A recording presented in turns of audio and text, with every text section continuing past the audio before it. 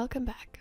So far we haven't really navigated beyond the Home tab, so I think it is important for us to discuss the Insert tab and some additional functions which can occur. So let's go to the Insert tab. The Insert tab is an extremely important tab, and as I mentioned earlier, it does come across in all of the other softwares which form part of the Microsoft Office software suite. There are various things which can be done within the Insert tab. You can add a cover page, a blank page, you can even have a page break. You can insert tables of information which might be necessary to add to the existing information in the document. You can add pictures, you can add charts. But for the purposes of this course, the most important things we will be adding are headers, footers, page numbers. And we will discuss why each of these are important and what is most commonly occurring within certain documents. I'm going to go ahead and just open a document which deals with the importance of software training. So as you can see, I have text that I've already put here.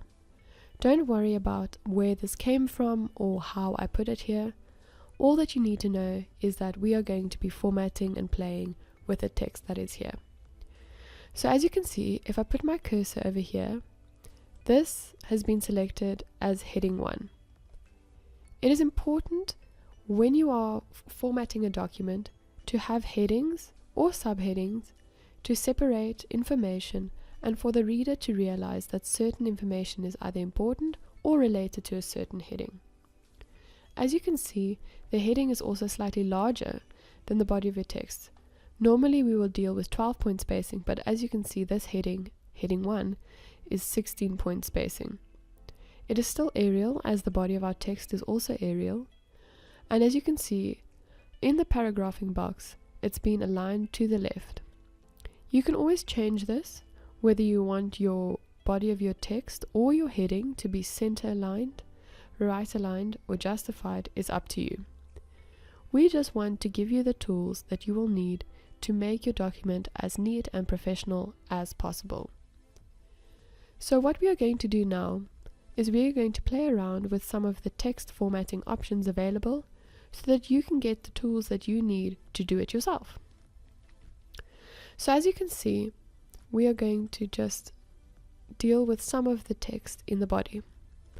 What I want to go over now is the options available in terms of the font. So as you can see over here, there's an option to make your text bold, italize your text, or underline your text. Those options are usually used in terms of displaying to the reader what information in your document is important. So let's scroll and go down to, say for instance, compounding the issues that go along with the process. So maybe we want to make this sentence stand out. So what we'll do is we'll either underline it, italize it, or make it bold.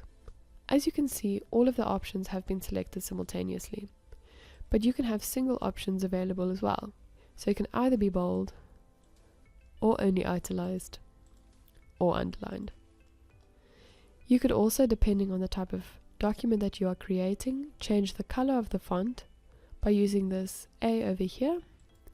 The drop down gives you various colors which you can select from. You can see by just moving my cursor over certain colors, it can change the color.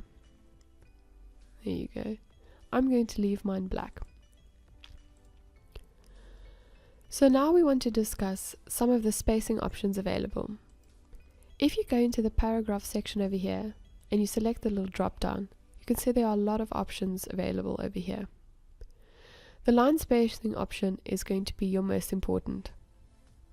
So over here it says at least, and on the right hand side the point spacing says 21.95.